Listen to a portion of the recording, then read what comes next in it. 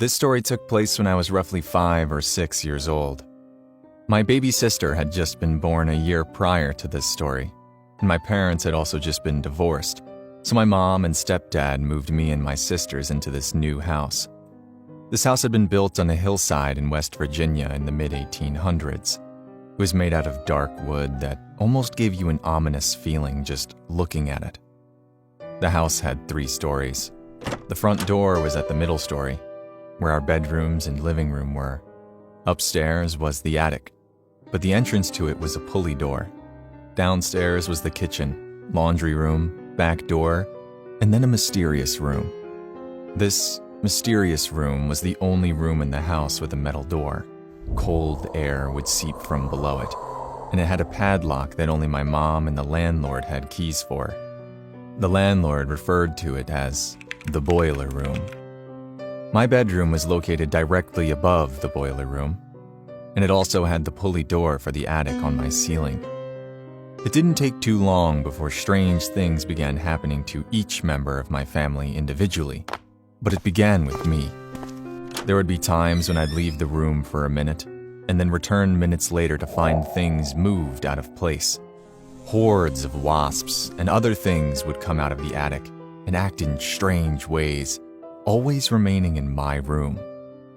I wouldn't learn this detail until years later, but my mom and stepdad apparently heard footsteps in the living room, walking in circles almost every night, usually only when one of them was still awake.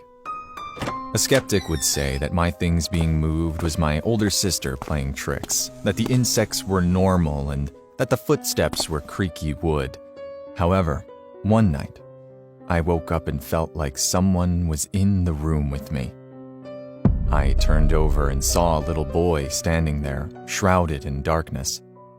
I could only see his silhouette, but he appeared to be the same size as me, so I said, "Hello."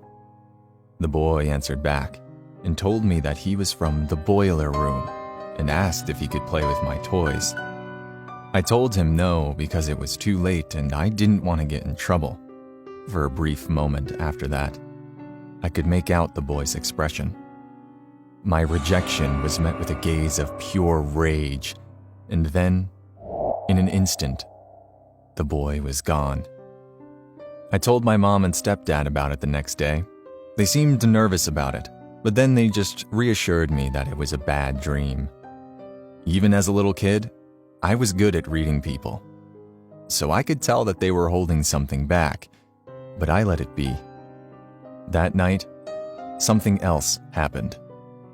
I awoke again to the feeling that I wasn't alone.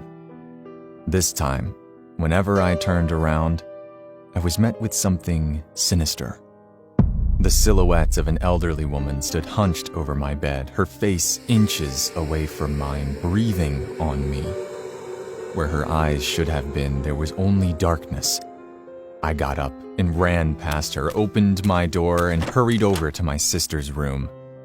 My older sister was away at a sleepover, so it was just my baby sister in her crib asleep. When I turned back to the doorway, I saw the woman walking towards me slowly. As she walked past the window, lightning crashed outside. And then, in that instant, the woman was gone. And where she was, it appeared that a wolf was approaching me instead.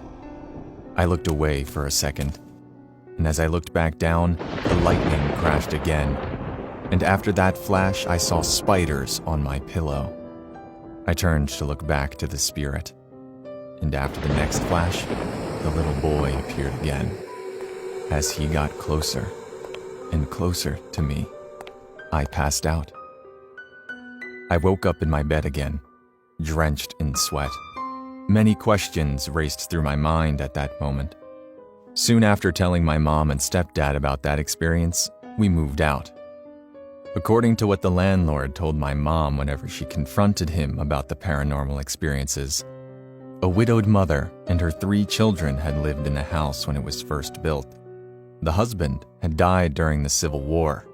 At some point not too long after, the mother snapped and murdered all 3 of her children in the living room of the house, and then stashed their bodies in the boiler room. Those deaths perfectly explained why fast footsteps had been heard in the living room, why my toys and stuff were moving on their own, and why I saw a little boy and an evil woman. It also perfectly explains why we moved out so fast after I told my mom and stepdad about seeing the woman. To this day, I sometimes ask myself, what drove that woman to do it? Grief? Loneliness? Insanity? I'll never know.